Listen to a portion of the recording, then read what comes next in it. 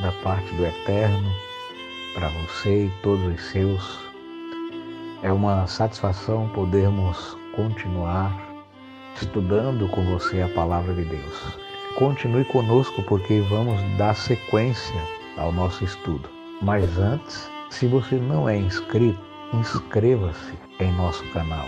Ative o sininho e também dê o seu like, o seu joinha. Faça o YouTube reconhecer este canal que deve ser publicado por conta do conteúdo que tem, que é de altíssima qualidade. Então vale a pena.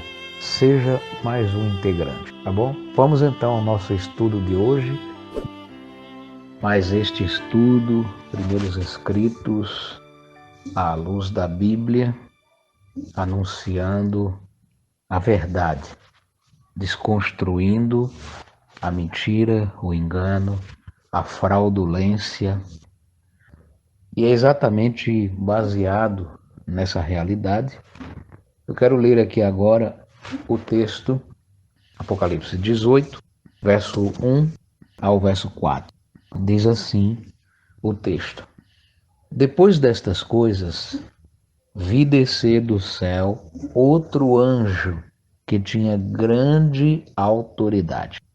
Ele iluminou a terra toda com a sua glória e clamou fortemente com grande voz, dizendo: Caiu a grande Babilônia, que tem dado a beber a todas as nações do vinho da ira da sua prostituição.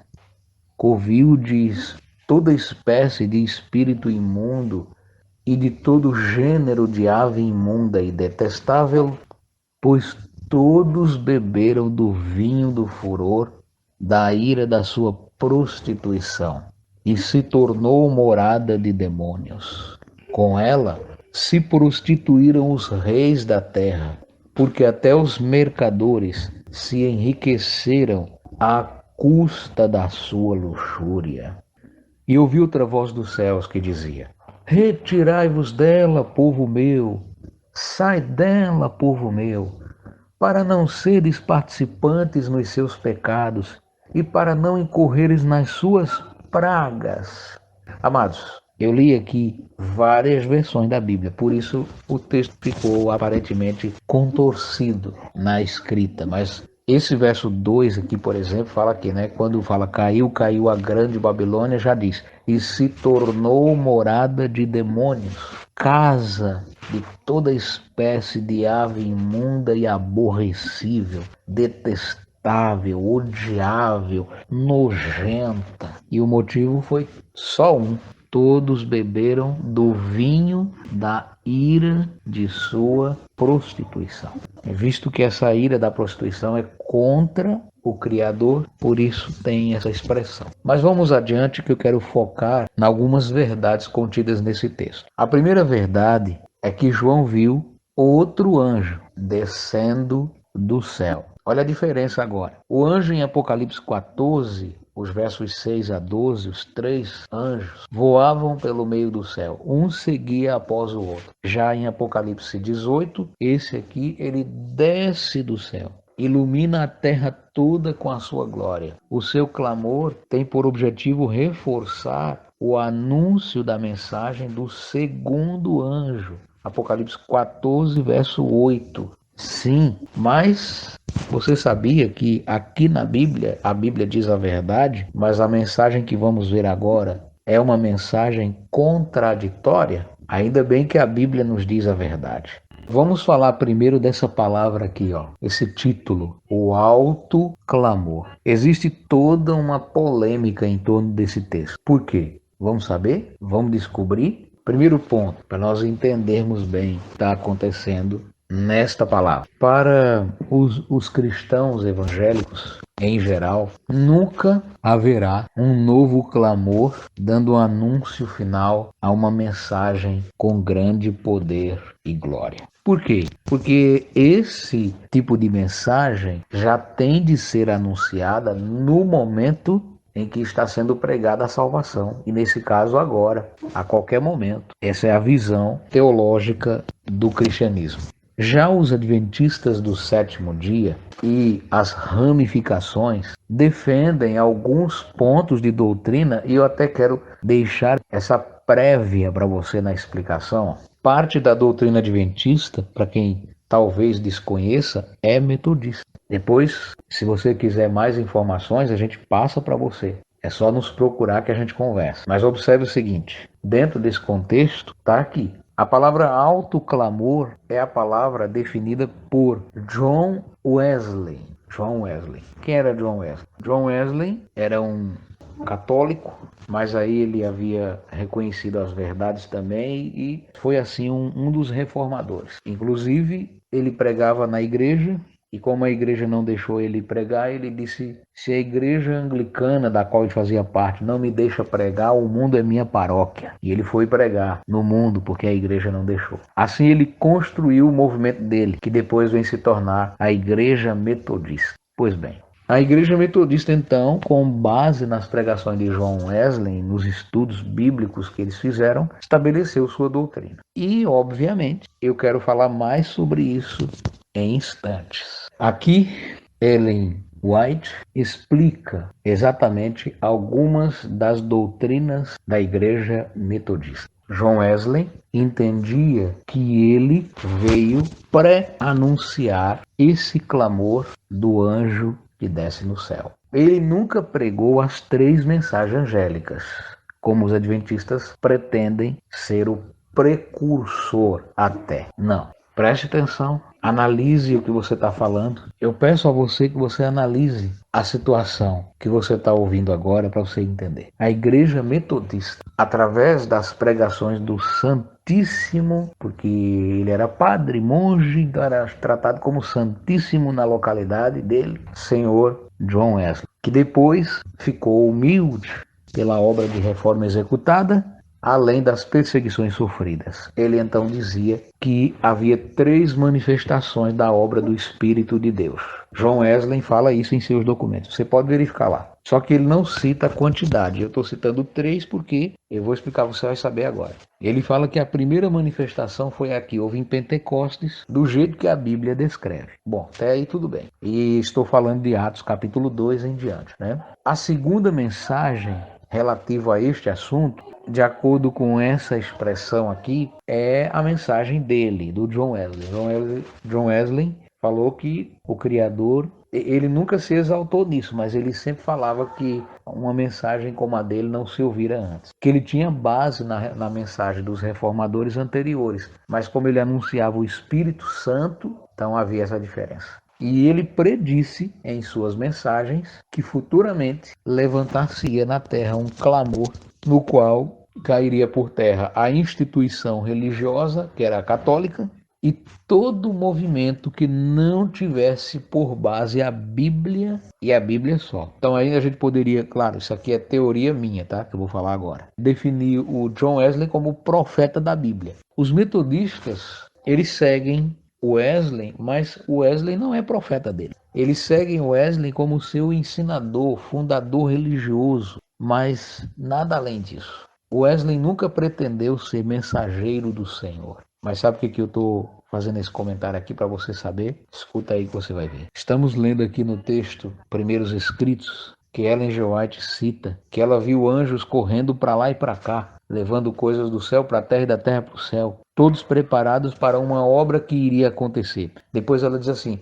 depois disso vi outro poderoso anjo comissionado. Então no céu, segundo as palavras de Ellen G. White, tinha também vou colocar aqui uma comissão parlamentar de inquérito no céu, para inquirir se era necessário um anjo vir para a terra ou não. Porque no caso, para um anjo vir para a terra, na condição que ela está dizendo aqui, teria que ter uma comissão parlamentar de inquérito, porque a terra não tem quem suporte. E os anjos vivem no céu direto o tempo todo, enfim. Vinha ele fazer o que aqui? Ah, não sei. Isso é um entendimento que eu tenho, isso é colocação minha, tá? Mas está aqui no texto, ó.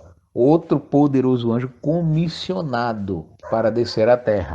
E olha só o objetivo dele. Ele viria para unir sua voz com o terceiro anjo. Percebeu agora? Percebeu que os anjos de Apocalipse 14 do 6 ao 12, não são os mesmos anjos de Ellen G. White? Veja, os anjos de Ellen G. White estavam todos na Terra. Quem eram eles? Guilherme Miller, primeiro anjo. Quem era o segundo? Samuel Snow e Carlos Fitt. E quem era o terceiro? A Igreja Adventista. Pergunta, qual desses voava pelo meio do céu? Qual deles? Resposta, nenhum voava pelo meio do céu. Então preste atenção, amados, como a coisa é grave. Como a coisa é grave. Pois bem, e você já vai entender alguns detalhes polêmicos que eu já vou colocar aqui também.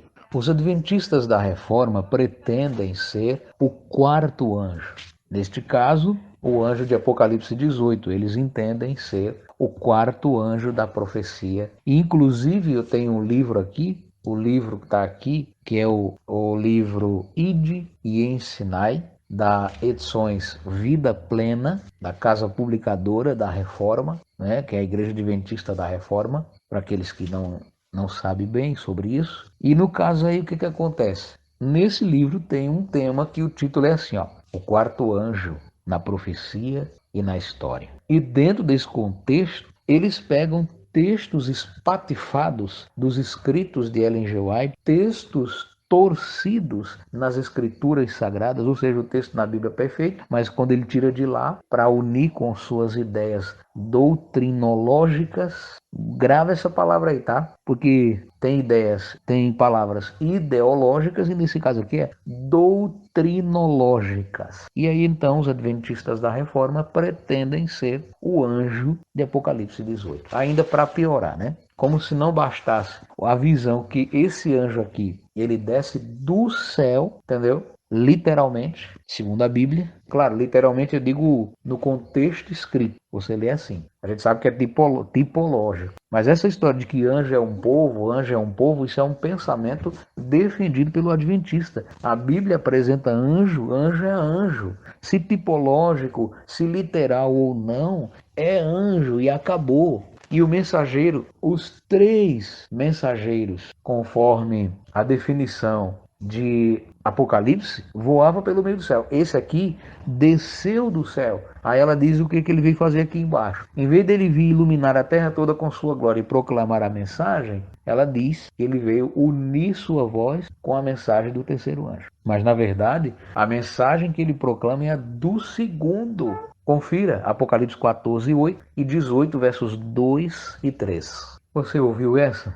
Ela explica aqui, aí ela cita o texto de Apocalipse 18, verso 2, que realmente o anjo em Apocalipse 18, verso 1, ele desce do céu e ilumina a terra toda com a sua glória. Mas como ela não teve coragem de definir o verso 1, que era Apocalipse 18, então o que ela fez? Ela ligou o verso 1 à Igreja Adventista. No texto ela diz que o anjo une a sua voz com o terceiro anjo. Mas aqui no verso 2 ela cita o texto e depois ela cita onde está escrito, Apocalipse 18, 2. O problema é que ela diz aqui que essa mensagem desse anjo é uma menção adicional à corrupção daquelas igrejas. Por exemplo, aquelas igrejas que não estavam corrompidas, foi o segundo anjo que disse que caiu Babilônia, né? Então agora esse outro anjo, ele também fala, caiu Babilônia. Está aqui em Apocalipse 18, verso 1 a 4, no versos 2 e 3 em especial. E daí Ellen G. White vai dizer que o seu anjo, esse anjo no caso aqui, ele fez uma menção adicional. Aí ela explica que essa mensagem aqui significa, por exemplo, o seguinte, ó, as igrejas que vieram depois de 1844 para cá, menos adventista, tá? Fique bem claro isso aí. Qualquer outro movimento, qualquer outra igreja, quem defende a Bíblia somente está incluída aqui no pacote. Todos eles vieram como Babilônia. E esse anjo vem dizer que Babilônia caiu em cima desses aqui. Por isso que ela diz que a menção é adicional às corrupções pela mensagem do segundo anjo. Só que, na verdade, aqui na Bíblia, essa questão não se entende assim. Essa mensagem do capítulo 18, verso 2 e 3, ela é, na verdade, repetida, que foi a mensagem do segundo anjo, há detalhes e informações que não foram dados pelo segundo anjo. Não quer dizer que o segundo anjo pregou a mensagem num tempo e o quarto anjo pregou no outro tempo. Isso aí não tem fundamentação bíblica. A mensagem sim, a história do tempo não. A mensagem de quê? A mensagem da Bíblia. Apocalipse 14, 8 e 18, versos 2 e 3. Tá certo, não é? Mas o tempo não. Então, é esse o cuidado que devemos ter. Mas me chama muita atenção, amados, porque quando a gente fala em anjo com mensagem, anjo, a gente tem que pensar, peraí, isso é literal ou é simbólico? Bom, seja como for, para mim é a verdade. Está escrito aqui na Bíblia a verdade. O que não dá para aceitar são as informações adicionais que ela coloca como sendo a verdade bíblica. Deixa eu dizer aqui para você. Os metodistas criam que a Igreja Católica Romana de fato era Babilônia e que as igrejas que não seguissem a Bíblia somente eram Babilônia. Eles criam assim. Porém, as explicações que Ellen G. White dá ferem tanto o princípio que a verdade bíblica nestas igrejas, onde fala a respeito dela, onde usa Ellen G. White como mensageira, a verdade fica toda camuflada e como ela diz, ó, a verdade anda tropeçando nas ruas. Ela, na verdade, ela não falou contra ela, mas automaticamente é contra ela o que ela mesma disse, nesse caso aqui. É, né? Quem diria que ela iria, de forma indireta, se contradizer, chamando todo mundo que acreditava que as mensagens se cumpriram de Satanás, e ela mesma falou isso? Quem diria? Ah, agora eu entendi. Aí no negócio fica mais confuso, né? Mas quando a gente vai lendo, a gente vai entendendo. Na verdade, esse anjo vem, não é ele. Olha só a diferença entre Ellen G. White e os reformistas. Os reformistas dizem que é ele o principal mentor da obra. Não. Ela diz aqui que o anjo se une à última grande obra do terceiro anjo. Logo, esse anjo não é o alto clamor. Segundo ela, o alto clamor acontece com esse grupo unido ao terceiro anjo e o anjo vem para dar reforço a eles, a esse grupo unido ao terceiro anjo. A reforma pretende que eles estão unidos na igreja adventista na mensagem, porque eles acham que a igreja adventista dá a mensagem do mesmo jeito que eles dão. Ou seja, vou corrigir aqui, tá? Eles entendem que porque como Ellen G. White é adventista, e eles eram adventistas também, então eles entendem que assim são unidos à igreja para dar a última mensagem. É muito complexo isso, porque há uma confusão religiosa em torno disso aqui. Mas dentro das escrituras, a gente vê, por exemplo, que não tem nada a ver uma coisa com a outra.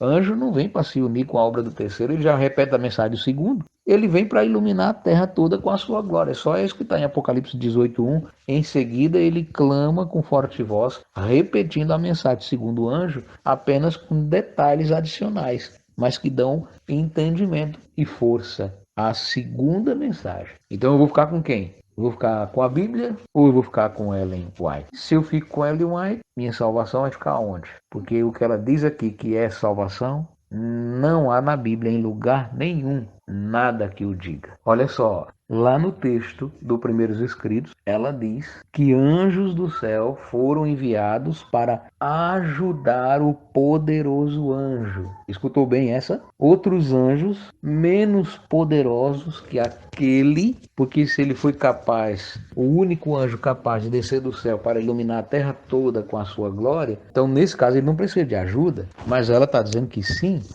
os anjos vieram ajudar, tá assim escrito aqui, não estou mentindo. Leia o livro, a página aqui, inclusive, eu vou até dar o texto, página 278, Primeiros Escritos, tá lá, 277 e 278. Veja como ela está entendendo a situação aqui, ó. Ela diz aqui, eu vou repetir só para você não esquecer, tá? Que os anjos vêm ajudar o poderoso anjo, provavelmente aqui na proclamação da então mensagem. Mas analise comigo algumas coisas. Primeiro ponto, vamos lá, vamos pensar assim. Um ser poderoso precisa da ajuda de um ser mais fraco? Pronto, vamos pensar assim. Existe uma teoria no mundo cristão que é vivida, inclusive por alguns de nós, por falta de entendimento, que a gente está no processo, né, de readaptação bíblica. Alguns de nós, às vezes, cometem esse mesmo erro do cristianismo. Olha só qual erro eu estou falando. Nós acreditamos, por exemplo, que podemos orar e Deus só atende a mim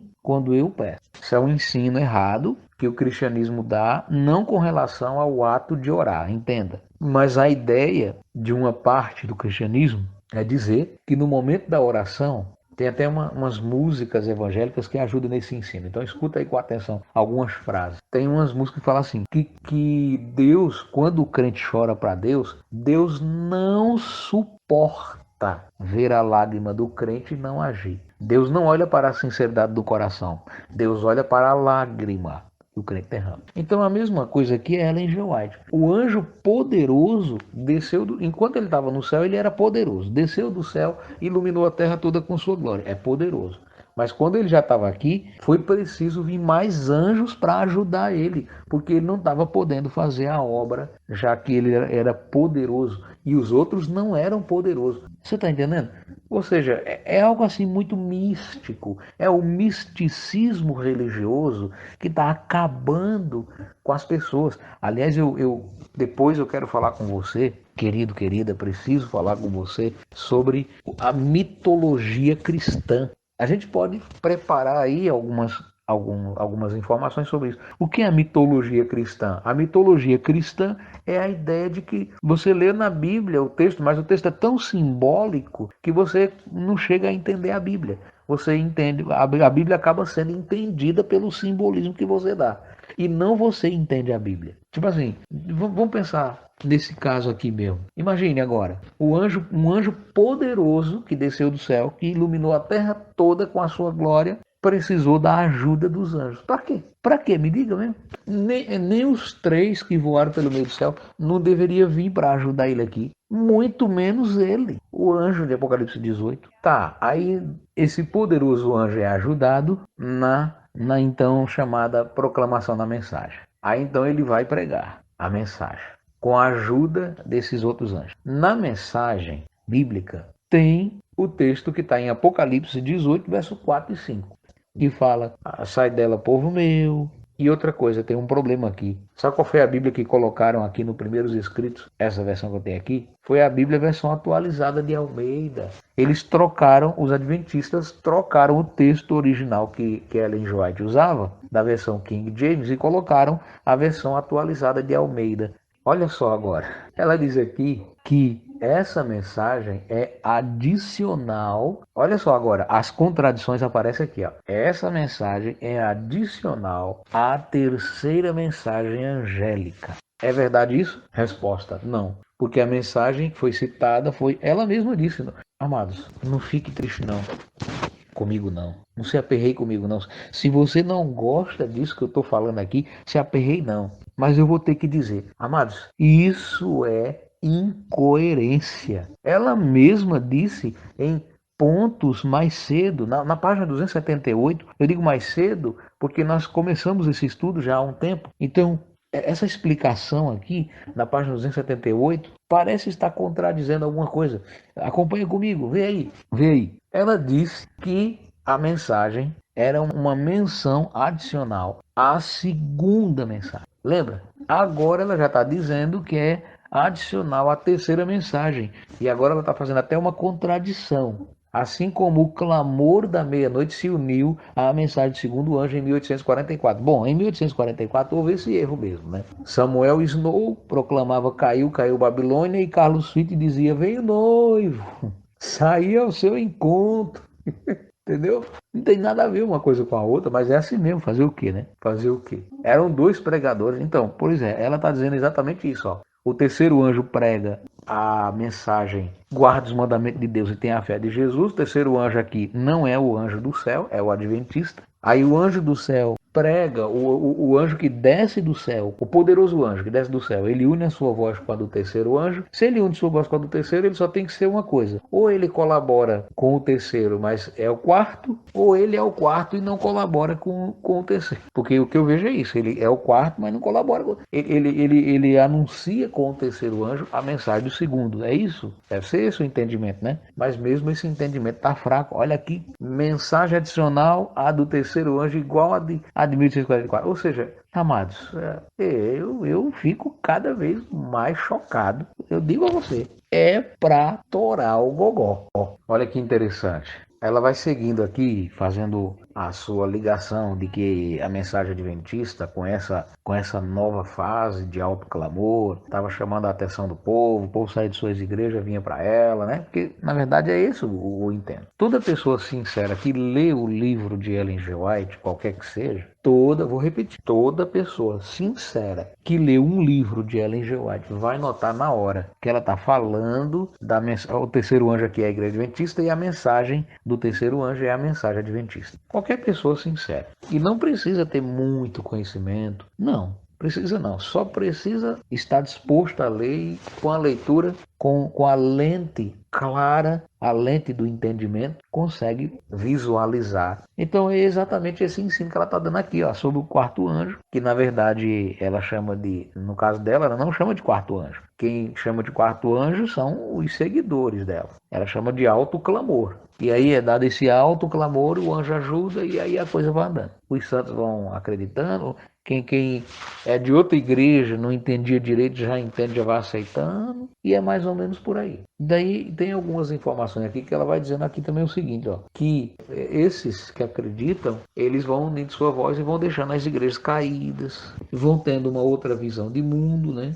Cada detalhe que eu vejo aqui, tá tudo claro aqui. É a doutrina pura do ensino dela, não bíblica. Porque veja só, ela continua dizendo aqui o que nós já sabemos. As pessoas vão ouvindo a mensagem, vão saindo das igrejas caídas e abraçam e se unem aos que guardam todos os mandamentos de Deus. O que são esses todos os mandamentos de Deus aqui que ela está falando? Quando a gente lê friamente o texto, a gente pensa assim, ela está falando dos 613 mandamentos. Mas quando você estuda comparando texto com texto, pega esses detalhes aqui, onde ela diz que os sinceros se unem aos que guardam todos os mandamentos de Deus. Joga na página 32 do mesmo livro e você vai ver quais são esses todos os mandamentos. Ela só fala dos 10 mandamentos. Alguém poderá dizer, e era para falar de quê? Não, a Bíblia tem uma lei. A lei é uma só. A lei é uma só. Eu gostaria que você entendesse isso. Agora ela possui essa única lei de 613 mandamentos. Ela possui uma parte moral, que aí sim são os 10 mandamentos, cuja base de toda a lei são eles, tá? A base de toda a lei são os 10 mandamentos. Jesus até sintetizou usando Deuteronômio 6, verso 5 e Levítico 19, 18, de modo que esses dois princípios foram substituidores literários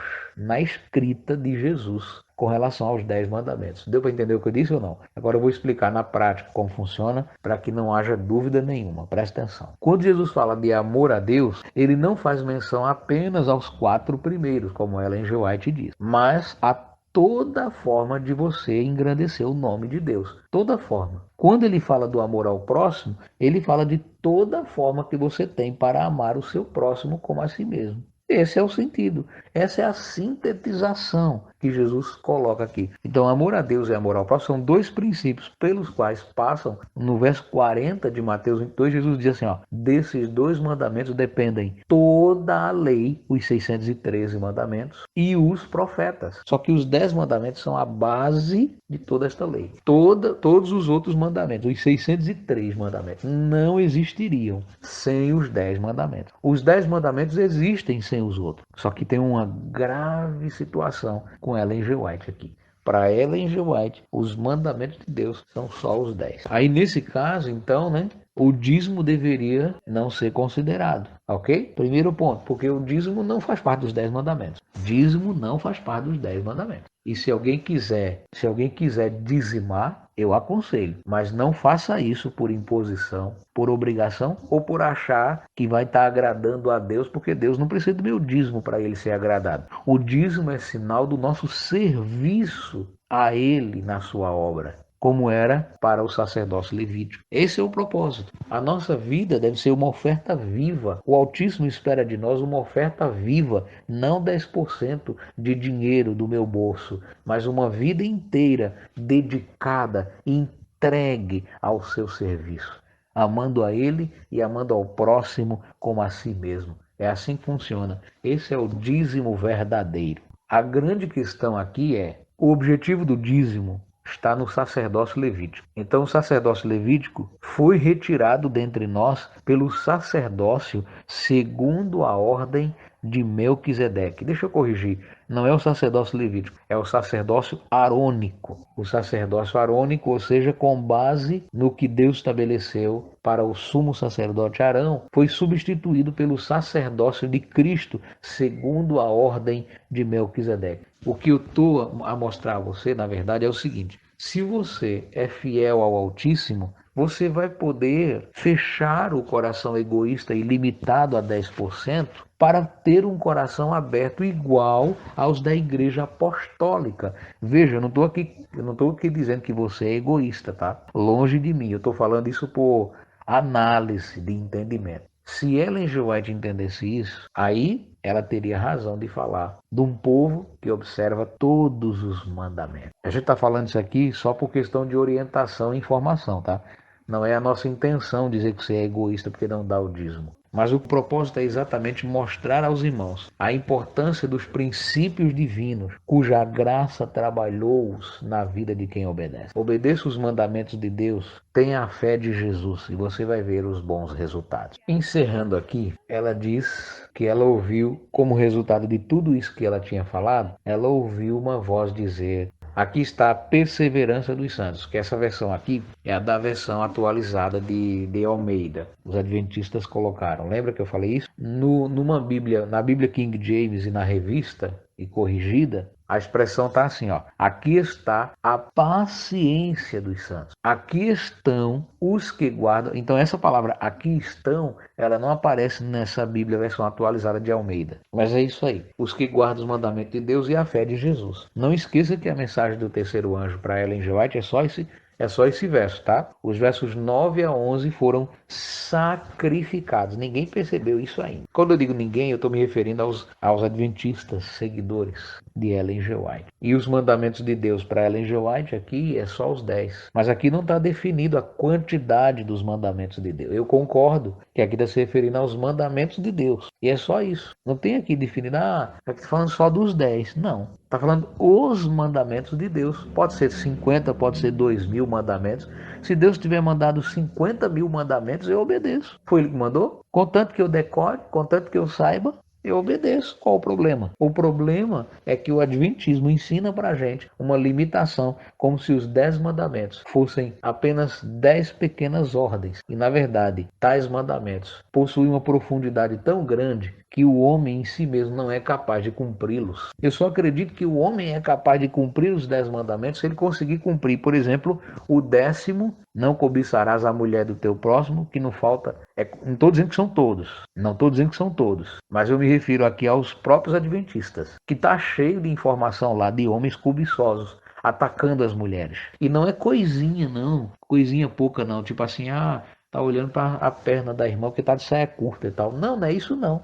É muito mais, é se encontrando nos recantos dentro do templo da igreja e praticando sexo. Estou falando isso para você entender o que é o erro de uma pessoa acreditar nos 10 mandamentos, mas não fazer a sua parte. Uma análise rápida, as 3 mensagens de Apocalipse 14, 6 a 12 estão ali, podem ser pregadas, podemos pregá-las agora, não preciso esperar ou derramar de uma chuva serôdia para poder pregar. É só nós querermos. Para isso, a única saída é dedicar-se a Deus e pedir a Deus apenas que não nos deixe nos exaltar, mas que a gente tenha humildade de espírito, para que o Espírito Santo nos batize e então a gente receba sim a chuva serôdia. Mas o objetivo da mensagem, das 3 mensagens a ser dadas ao mundo, não é esperar cair a chuva serôdia. O objetivo é entregar-se agora, buscar a Deus agora, já, colocar-se de joelho aos pés de Deus e clamar pelo seu poder para que Ele derrame poder e assim a gente possa proclamar não somente 3 mensagens angélicas, mas o Evangelho eterno em toda a sua pureza, em toda a sua clareza. Aí tem uns textos aqui para a gente encerrar que diz assim, aqui está no Romanos 10, tá lembrado? Paulo diz assim, mas como ouvirão se não há quem pregue? Como crerão naquele de quem nada ouviram? É assim que começa o texto, né? E como ouvirão se não há quem pregue? E como pregarão se não forem enviados? Então é preciso que nós oremos. Deus tem feito obras magníficas pelo Brasil afora. Um exemplo disso é Rio Grande do Norte. Não sei se eu estou dando um exemplo seguro, mas as informações que Deus, através do nosso irmão que participa conosco, tem dado vez e voz aos poucos em suas variadas igrejas, que até continuam em suas igrejas, mas não seguem mais o mundo, mas sim o claro, assim diz o Senhor na palavra de Deus. Tem exemplo maior do que esse? Será que essa chuva serôdia ainda vai acontecer não sei quando o quarto anjo descer e se unir com a igreja? Não tem lógica isso, ok? Então é por isso que eu falei aquelas palavras iniciais. Mas olha o texto bíblico aqui para a gente encerrar. O texto é o que Jesus fala a Paulo. Coragem. Pelo contrário, fala e não te cales. Eu tenho muito povo nesta cidade. Que o Altíssimo nos dê graça e força para isso. Que possamos atender a coragem pedida pelo Filho de Deus ao apóstolo Paulo. Coragem, do modo porque deste testemunho em Jerusalém, assim também importa que o faças em Roma. Eu estou buscando ir para Jerusalém, pregando em Jerusalém, mas sei que Jerusalém não vai aceitar a mensagem. E já aconteceu, começou a acontecer isso. Ao mesmo tempo que eu estou pregando em Jerusalém, já estou indo para outras cidades. Judéia, além do Jordão, Roma, Brasil, Ucrânia, Rússia. Vamos embora pregar, levar salvação ao mundo, porque o Filho do Altíssimo está chegando para finalizar o sofrimento do povo do Altíssimo e eternamente com eles viveremos. Nós temos que pelo menos manter essa certeza.